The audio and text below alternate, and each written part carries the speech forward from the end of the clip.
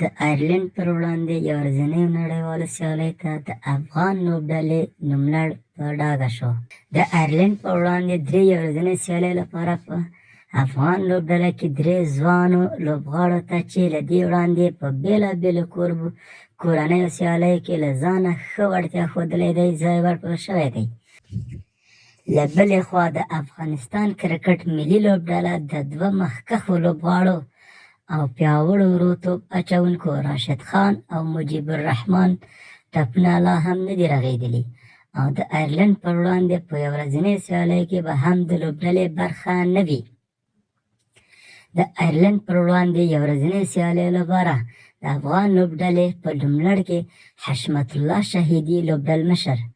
رحمت شاه زرمتي مرستیال لوبډل مشر، رحمان الله ګربز او اکرام علي خیل وکټ ساتونکي، ابراهیم زدران، ریاض حسن، عظمت الله عمرزی، محمد نبی، ګلبدین نایب، ننګیالی خروټی، علام محمد غضنفر، نور احمد، بلال سمیع، فضل حق فاروقي،